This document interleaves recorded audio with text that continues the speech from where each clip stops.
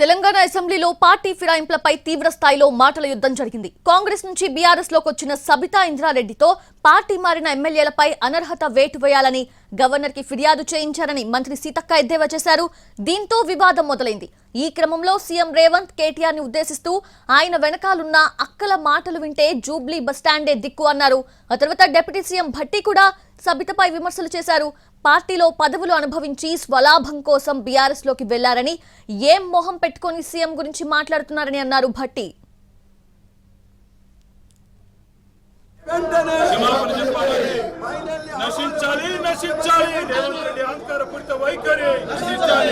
రేవంత్ రెడ్డి అహంకారపూరిత వైఖరి, రేవంత్ రెడ్డి మహిళల్ని అవమానించిన వైఖరి.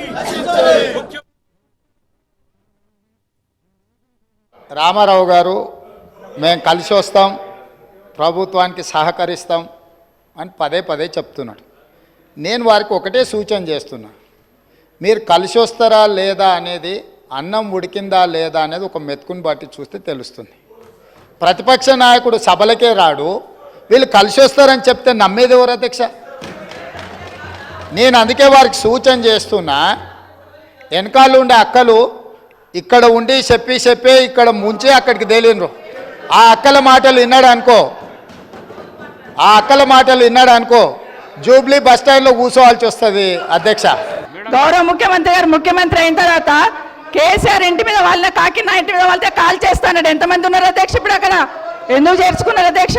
గౌరవ ముఖ్యమంత్రి గారు ఎంజాయ్ చేస్తున్నారు. ఇప్పుడు మాట్లాడుతుంటే గుండె మీద చేసుకొని చెప్పాలి అధ్యక్ష. ముఖ్యమంత్రి గారు కూడా ఆ రోజు నేను అక్కగానే ఆశీర్వదించిన, ఆ రోజు పార్టీలోకి వస్తున్నప్పుడు ఒక అక్కగా ఆశీర్వదించిన, బాబు నువ్వు చాలా పెద్దగా ఎదుగుతావు, ఈ రాష్ట్రానికి ముఖ్యమంత్రి అవుతావు, రాయి పార్టీలకని ఆహ్వానించిన నేను.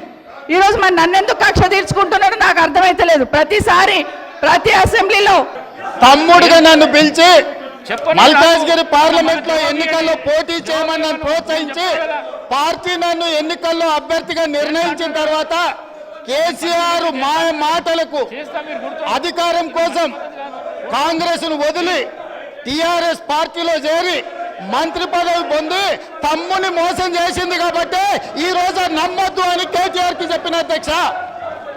ఇది నిజమా కాదా సబితక్కను గుండె మీద చేసుకొని చెప్పమని ఉంది. నన్ను మల్కాజ్గిరిలో పోటీ చేయి కాంగ్రెస్ నుంచి, నీ ఎన్నికల్లో నేను గెలిపించే బాధ్యత తీసుకుంటా నాకు చెప్పి నేను ఎన్నికల్లో నిలబడడం డిక్లేర్ అయిన తర్వాత కాంగ్రెస్ ను వదిలేసి టీఆర్ఎస్ లో చేరి మంత్రి పదవి పొంది ఈ రోజు వచ్చి మాకు నీతులు చెప్తే మేమేమన్నా అమాయకులమా అధ్యక్ష?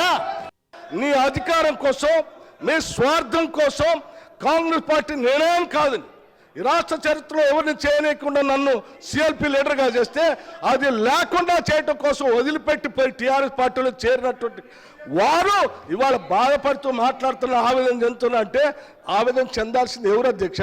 నేనా, కాంగ్రెస్ పార్టీ, లేకపోతే ఈ రాష్ట్రంలో ఉన్నటువంటి ప్రజాస్వామ్యవాదుల? ఎవరు అధ్యక్ష బాధపడాల్సింది? వారా? ఇంకా ఏం ముఖం పెట్టుకొని ఈ సభానాయకుడిని రేవంత్ రెడ్డి గారిని ముఖ్యమంత్రి గారిని పట్టుకొని ఇంకా మాట్లాడుతున్నారు. దేనికి మాట్లాడుతున్నారు అధ్యక్ష? ఏం చేశారని, ఏం గొప్పలు సాధించారని?